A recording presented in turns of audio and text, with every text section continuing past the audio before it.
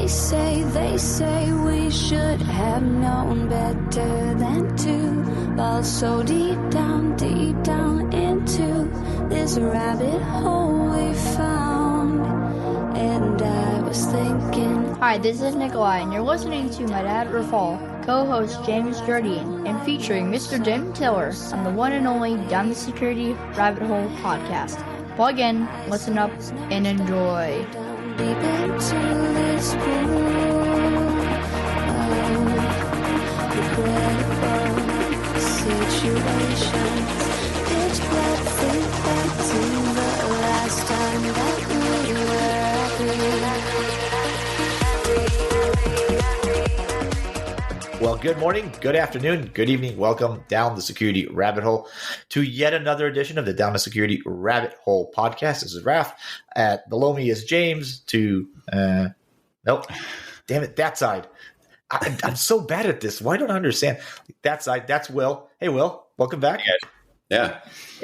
And we're going to do this show because I know maybe many of you guys probably sit there and look at some of these serial entrepreneurs out there and wonder, could I do that? Like, is that something that I could do? Like, what is all involved in starting a company and being a startup person and so I can't think of anybody better in my friend circle than Will to add, because like this guy, this guy. Well, I think you're on your 47th startup. Is that how it is? Number? Sometimes it feels like that, yeah. But you've got another one going. We're not going to talk about that. But you've got yet another thing going. New company. But first off, good morning, welcome. Thank you for getting up early with me this morning, and because you're powered by caffeine these days again, huh? Yeah. A nice large cup, courtesy of Mozart Coffee in Austin, Texas, and Yeti for keeping it hot. Nice. I'm kind of curious. What kind of coffee do you drink? What's your poison? This is I tend to stick to pretty simple stuff, really. Black, predominantly. Okay. Despite all those articles out there that say that black coffee is for psychopaths, I don't believe that that's true. And I basically like a medium roast. Okay. Yeah.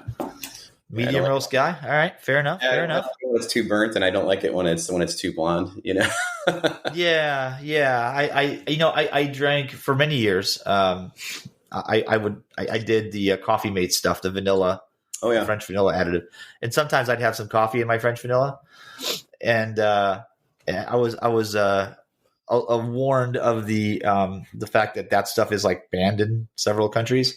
Some of the ingredients in it, so I've now switched to just good old medium dark roast black with my dad drinks it with honey, which is super interesting. It's a good natural sweetener. Yeah, it's a nice alternative. Yeah, it's really good. Honey and a tiny little pat of butter, and it works out pretty well.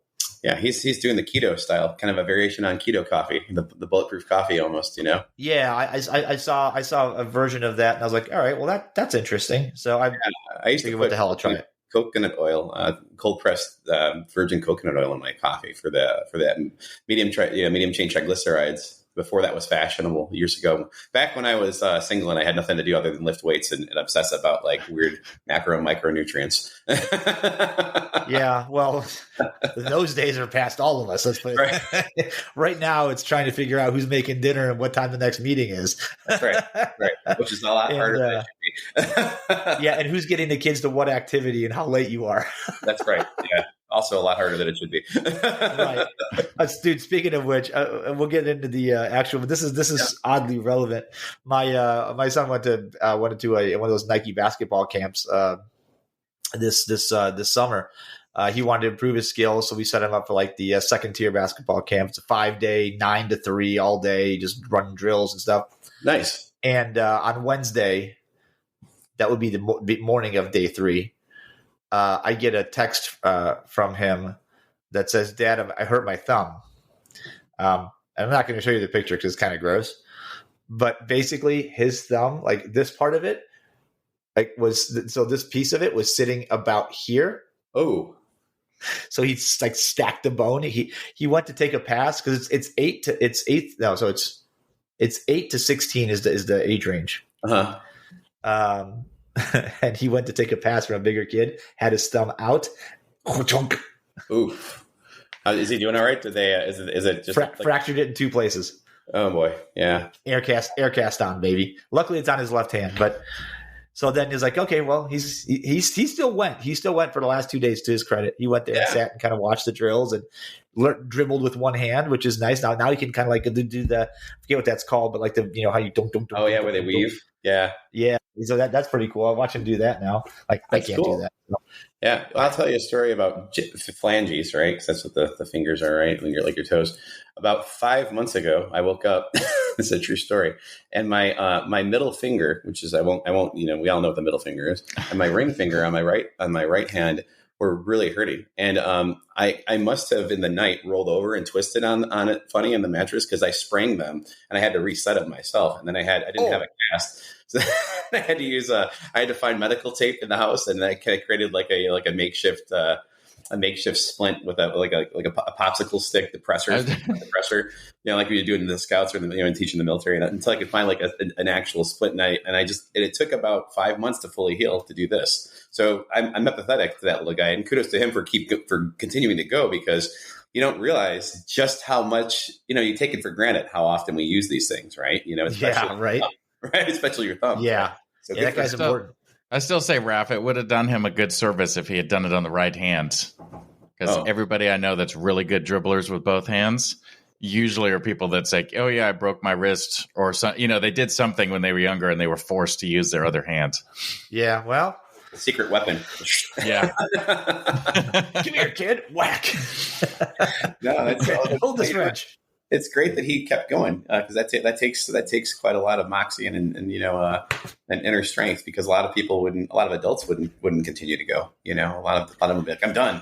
I've hurt myself. And so it's great that he went and was watching the drills and even was doing it with his right hand. Just as a single handed exercise. Yeah, that's kind of the almost the perfect analogy of of kind of what we're talking about today, right? From the podcast perspective, balancing.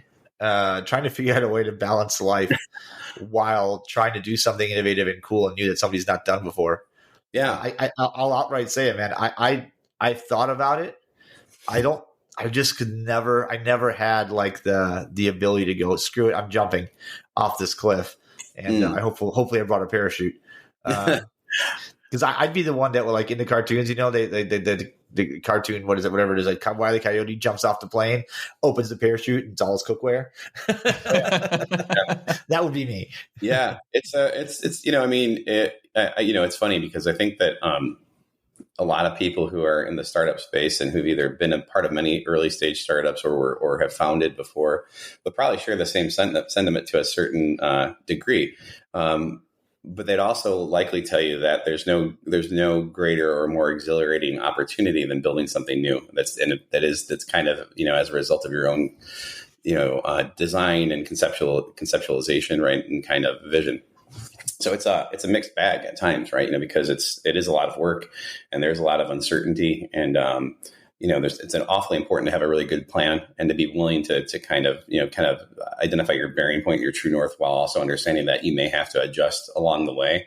And that it's a really long-term, partnership driven endeavor, because as you start going down the path, assuming you're not going to be self-funded, you're going to eventually, right, ideally work with investors. So you want to find the most similarly aligned, I think, philosophically and a bit from a strategic thinking perspective.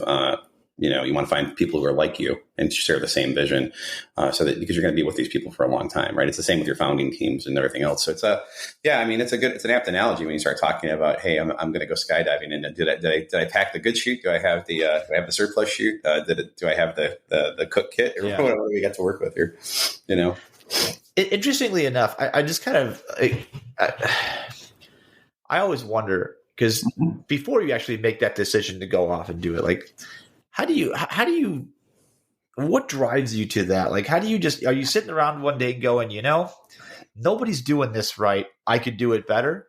Or like, because I know some people like to iterate on kind of existing ideas and say, I can do this better. Or there's kind of the other one, like, there's a market nobody's touched. Why hasn't anybody done this? Yeah, I think it's. How do you get to that? I'm going to start a company thing. Yeah, I think it varies, right? I mean, in my own experience, I think the first time I did one, which kind of goes back to like 2008, I think. It had more to do with the fact that there was a gaping need. That particular startup was focused on global threat intelligence and some specialty craft as a result of that from a work product perspective. And at the time, there was really the result of a kind of identifying a gaping need in the space that was above and beyond what was the norm, from a quote unquote threat intelligence perspective at that point. I mean, particularly from a machine readable threat intelligence perspective, and really wanting to identify and fill in those gaps that weren't being addressed by the largest entities on the planet at the time who were doing that kind of comparable work in the marketplace, and then marrying disparate forms of in that case disciplinary tradecraft with the product so that it filled multiple needs, not just vertically but horizontally within an organization that would consume it. But I think, in other times when I've either been a part of founding teams, like not as a founder, but as an early, like kind of first 5 guys in or whatever, or been an advisor to startups, and helping them get their funding. Or like in this case, it varies, right? I think a lot of times it's driven by the fact that there's a market opportunity that's not been tapped into, or that there are market opportunities that have been sufficiently tapped into, but the results have been unencouraging and rather disappointing over time, irrespective of the investment dollars that have gone into the market. And what that ultimately, I think, for the for parties who fall into that kind of school of thought, what that represents is a gross opportunity to not only do something new and to innovate, and also maybe even to build off of kind of like everyone's always standing on the shoulders of giants, right?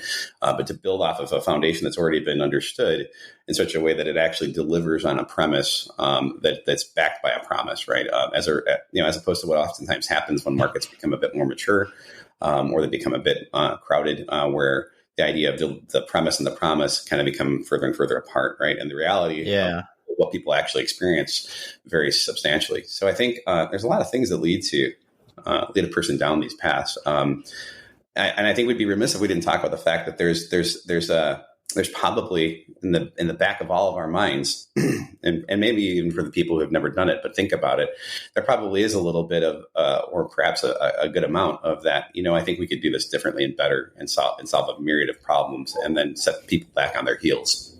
And there's nothing wrong with that, especially when you're working on something new and innovative, and you understand that what's out on the market is rather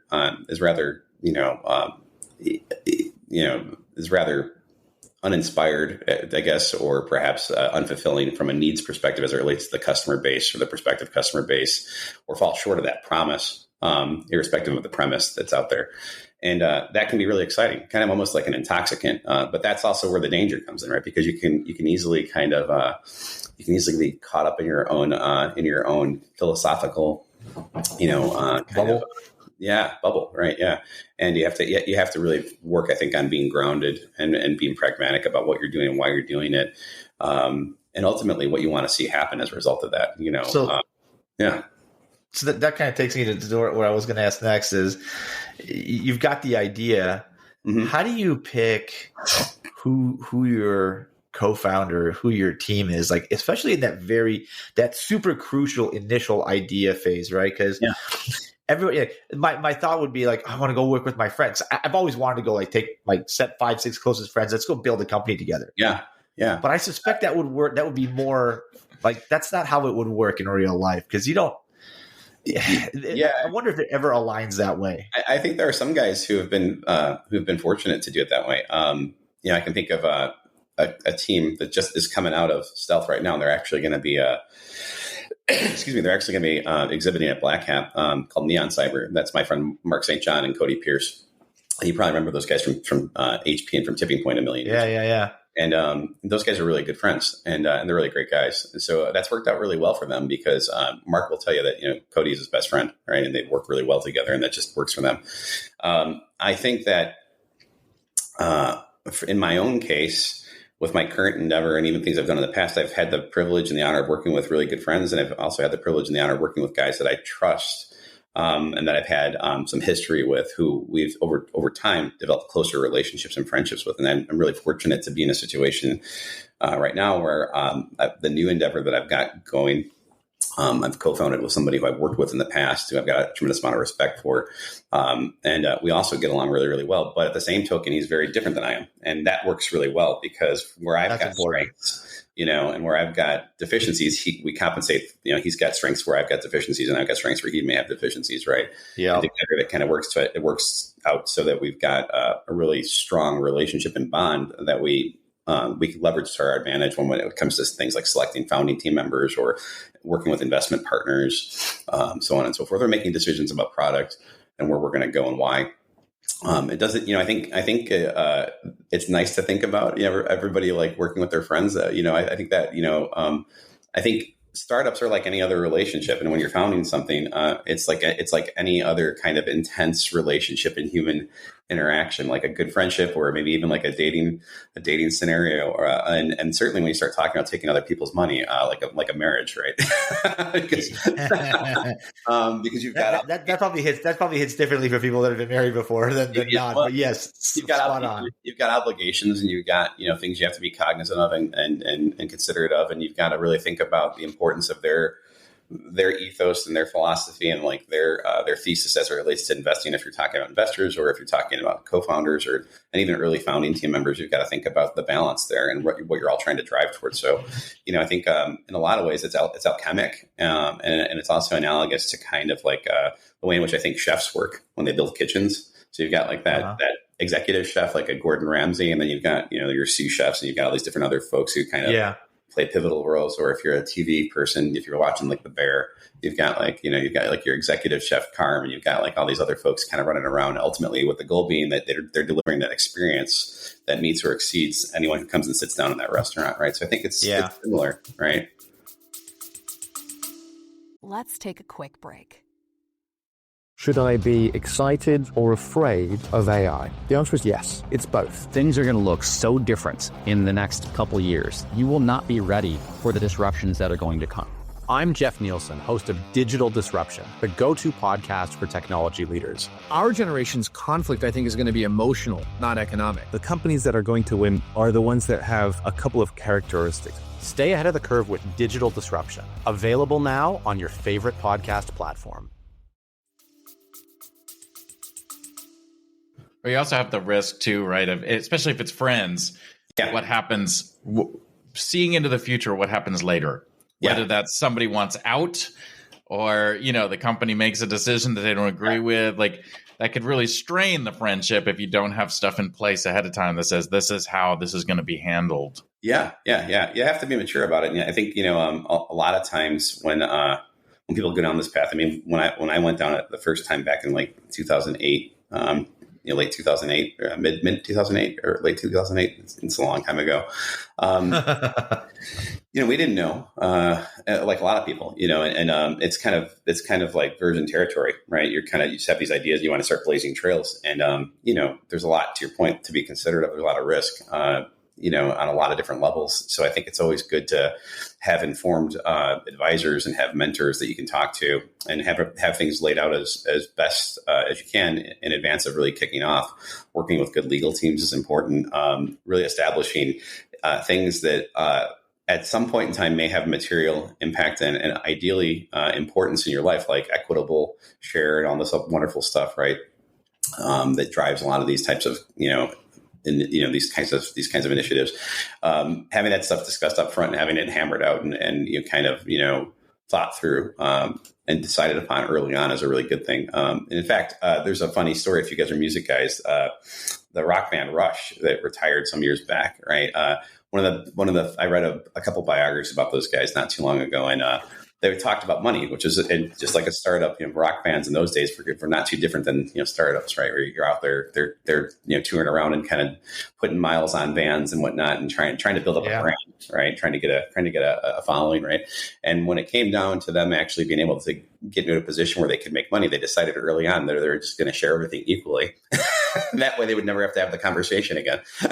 So for 50 years, that kind of agreement worked to their advantage. Now that to many people, you go, oh, that's so simple that should, theoretically speaking, work. Right now, I know that's not always realistic for people, but there's a lot of merit in doing exactly what James said, right? Just hammering things out ahead of time, whether it's a fair and equitable split, or whether it's some kind of a predefined percentage driven kind of scenario, right? Having those things decided early on is really good, because once it's settled and everybody's good with the settlement of those things, then you can move on and you can get down to the business of building the company, right?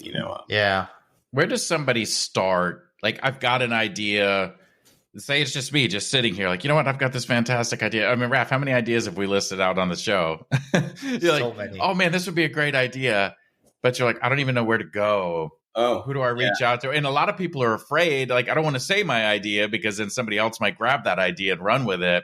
Yeah. Like, what resources are available for people? Like, say it was just me sitting here saying, I got an idea. I'd love to do a startup.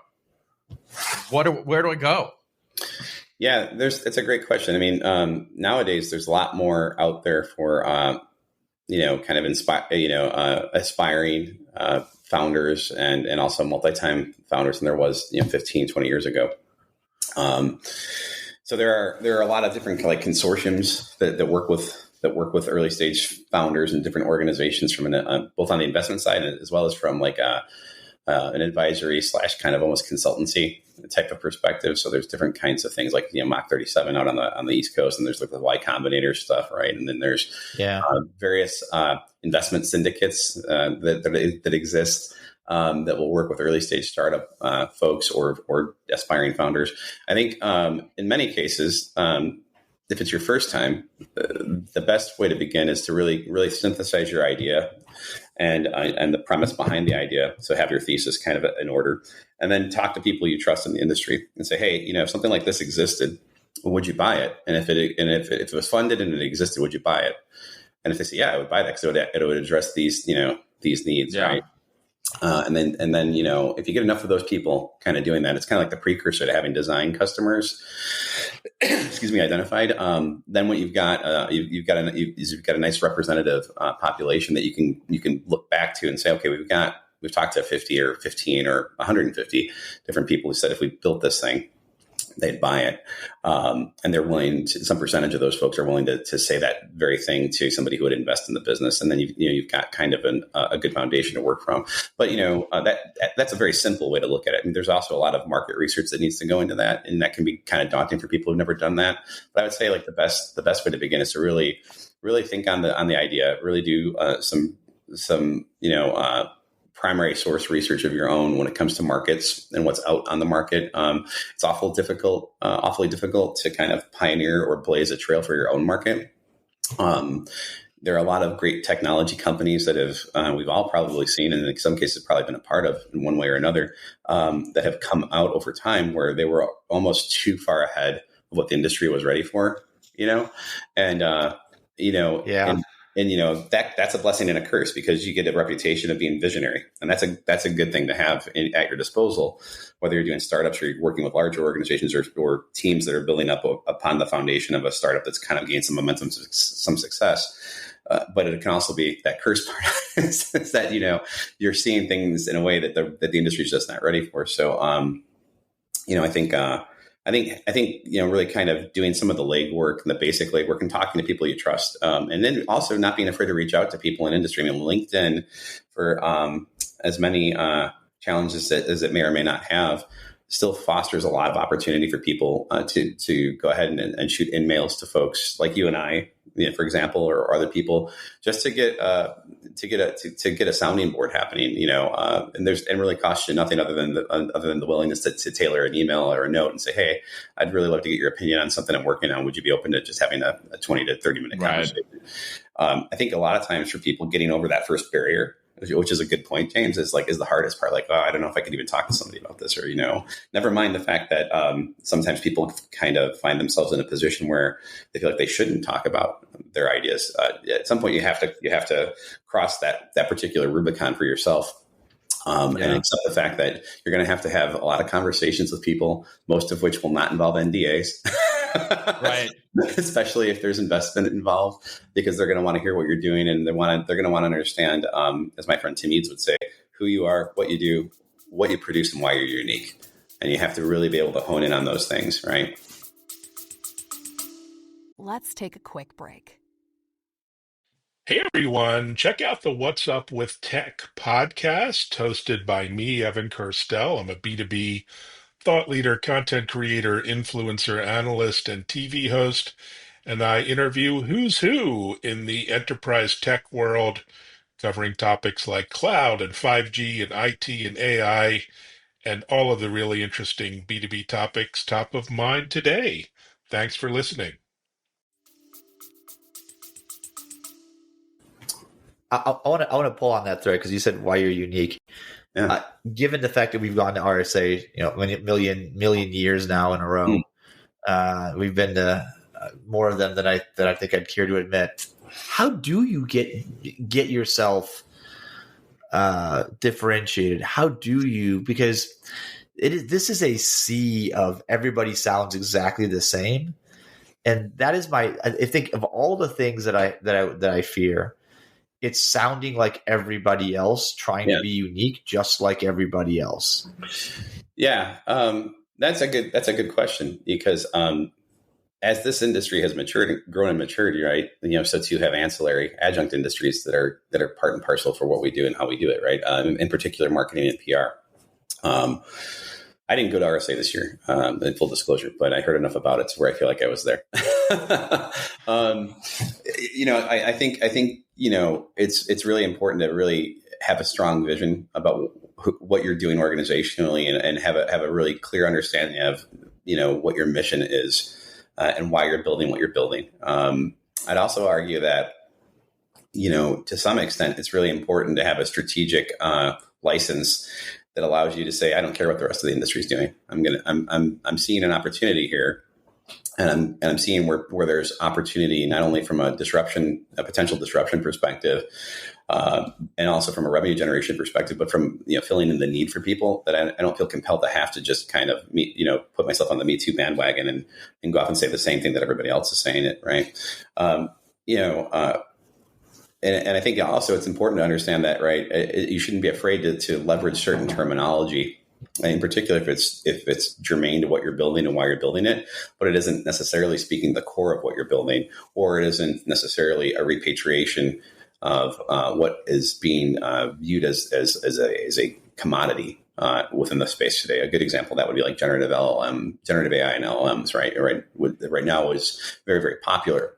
Whether or not that remains the case in the next 3 to 5 years is anybody's guess, right? But AI has been around for quite a long time, right? Artificial intelligence, machine learning, data science, not a new thing.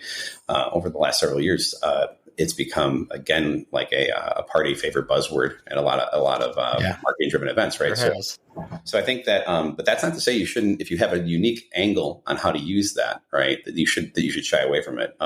But I do think it's important to really be able to carve out an identity for your business and for your brand and for the founding team, right? That who you are, right? That who you are and why you're unique really have to kind of, in my mind, work well together, right? They've got to play off of each other, and they got to power each other, right?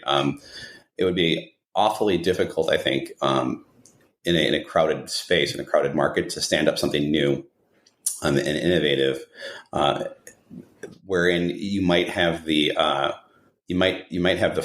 opportunity to be perceived as being like everybody else if you didn't have the right founding team with the right bona fides behind them, right experience. And if you couldn't articulate that, even though you might be using something like, I'll use AI as an example, you might be using something like artificial intelligence, which can represent, a sea of different possibilities. Yeah. That doesn't mean you're using the same thing that the other folks are using. And it doesn't mean that you're leaning into things the same way that everybody else is leaning into it, right? And it also doesn't mean that there's anything necessarily wrong with the use of the use that you're seeing or you're observing in the market, but that there might be, and there just could be, the opportunity to do much more than just what you're experiencing and realize more benefit from it, right? So I think that's where the uniqueness comes in, is really being able to thread the needle and say, hey, once you know who you are, right, it's kind of like a self-actualization exercise. You can then start to really lean into the uniqueness of what you're doing and why, right? And the outcome from a product or a service or all points in between, I think, is really driven by who you have on that team working together and the combination experience. So let's talk about that next and second to last, maybe, because we have both witnessed the better product lose to the better marketed product. Oh, sure. Right. So what I want to know is, what emphasis do you put where? Because you've got a finite amount of time and capital. You can't do everything at once. You can't hire 9 people, usually a small core startup team. How much do you focus on the message and the marketing presence around the thing that you're going to do versus the thing that you're going to do? It's a great question. It's kind of like structuring a thesis that you have to defend at some later point in time to get a higher level degree, right? Because you've really got to be thinking about things kind of in an outlined fashion and weighting things kind of in oftentimes in a very similar fashion, right? And at the onset, and then work through your plan and ultimately make your plan work for you. So things like messaging, value proposition, things that drive go-to-market experiences and marketing, as well as sales cycles and all that wonderful stuff that goes along with customer acquisition and customer retention and all that is really important, right? Even in the earliest days. And I would argue that that's an exercise that never ends, right? That's a constant gardening or a refinement exercise, because you're always going to be smoothing off the edges of that, right? And ultimately looking for the best way to kind of continue to position or to slightly augment your positioning of the core value proposition. But you have to have that at the core of what you're doing almost from day one. Right. So you've got a direction, right? So you can help shoot that azimuth and get your true north. I'd say the technological viability has to be there. At times in our industry, there have been people who've been really fortunate to be able to go off and get funding predicated off of nothing more than slides. And that, that's a wonderful thing. I think it's a blessed situation to find yourself in. It's oftentimes driven by prior successes and experiences and exits. So it's not quite as common as people would like to think that it is, or quite as simple as people would like to think that it is. But it has happened, and I wouldn't say it's common, but it has happened. So I think having a really sound understanding of what type of technologies are at your disposal today, what you can take advantage of, where you can kind of create force multipliers for yourself, and ultimately where you're going to have to really put time and energy into innovation and being able to prioritize those things in a very structured fashion. In our case, myself and my co-founder both have a lot of product line management experience in addition to engineering experience and threat experience and a whole host of other things. So we're pretty fortunate in the sense that we've kind of run the gambit within product companies, and we kind of have a real high sensitivity to all those things, ultimately being the delivery of value to customers and making a difference for them, right? So, but I think that's important, just as I think the messaging is important in positioning, because those things really will influence a lot. Naturally, the technology is going to influence people's desire to see more or less, right? But even talking about the technology at an abstract layer, from a visionary perspective, can be very compelling and get people to lean in very, very early on and intensely, provided that you've got a thorough enough understanding of the problem space and ultimately what is out there. And this is where the market research comes in, and ultimately what you're working on and how that's going to see you be differentiated and ultimately disruptive in the market that you're choosing to participate within. So, it's a lot. You're right. It's a lot to eat at one point in time. It's an awfully big apple to try to, swallow whole. But I think, that's not to say that you can't attack it kind of voraciously and take multiple bites out of that apple on a daily basis. Yeah. You kind of have to do that. You have to pivot. You've got to pivot your focus from, product work and development work to working on messaging and go-to-market strategy and thinking about ways to do to achieve novel and unique customer acquisition and disruption of competitors. Yeah. So it's a lot of moving pieces, right?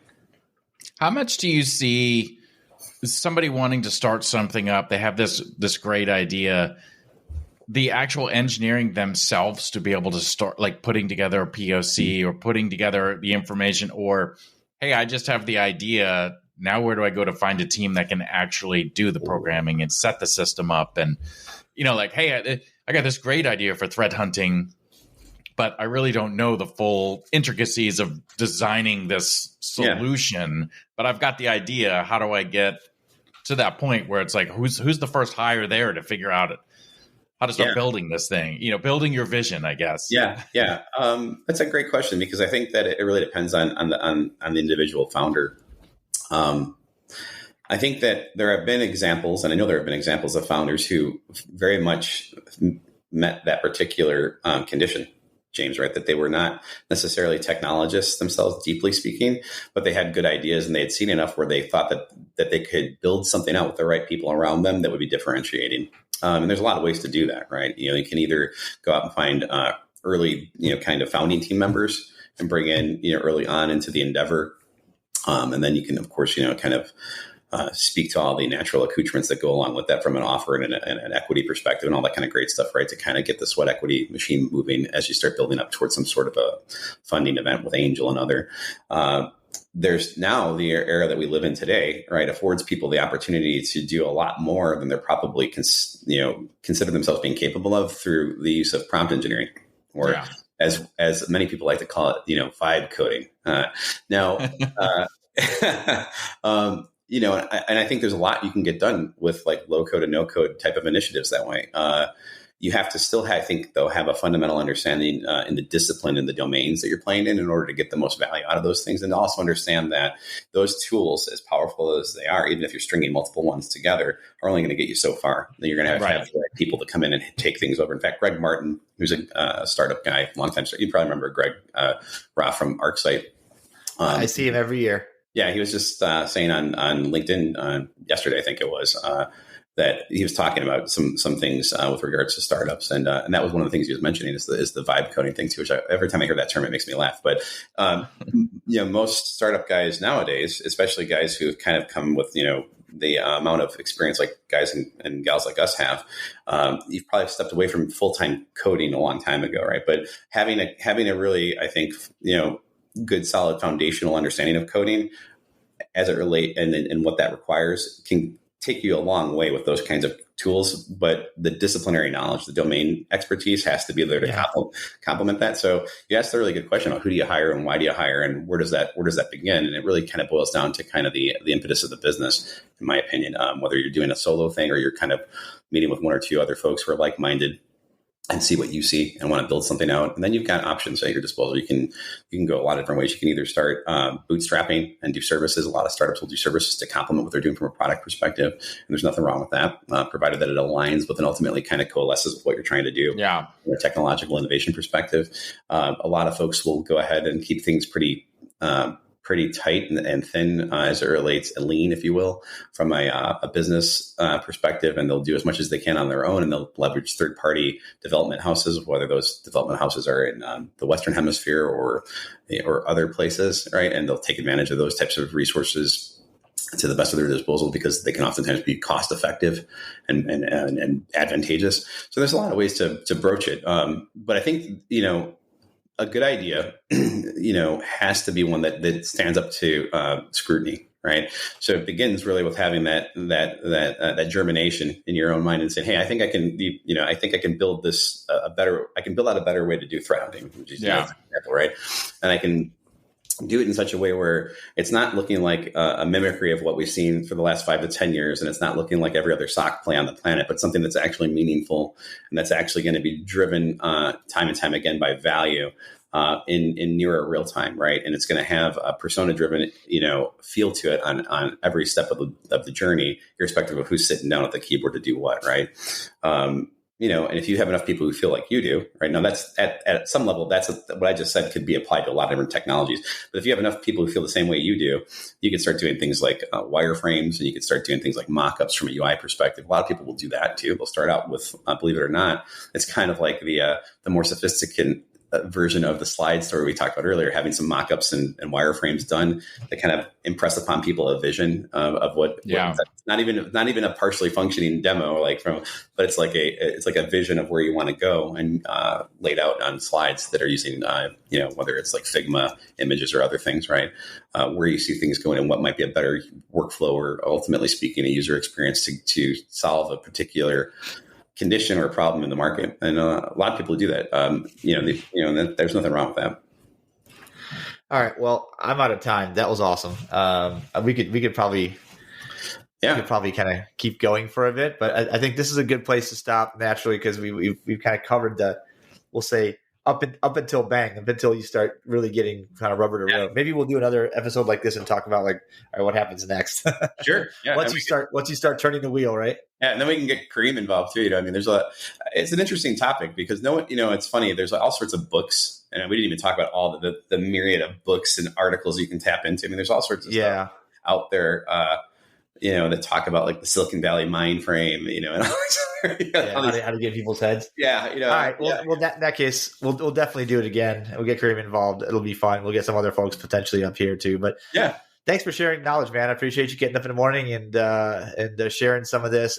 We wish you the absolute best of luck, and you're good at finding those places where common sense applies. I think that's your superpower. Is you've got this way of identifying things that you're like, why isn't anybody else doing this? It seems like a commonsensical thing, where other people are kind of shooting for wild and crazy. You're like, let's just be practical and get something done. So I look forward to whatever it is you're cooking back there.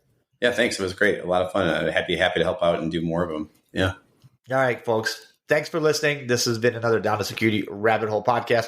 We'll get Will back. We'll get some other folks back. We'll, if you've got questions, we can preload some of those, and we'll catch you guys another time, another place on another Down to Security Rabbit Hole podcast. We'll see you later. Bye-bye. This is Bella. Thanks for listening. Don't forget to leave my dad a review and share this with your friends. Bye.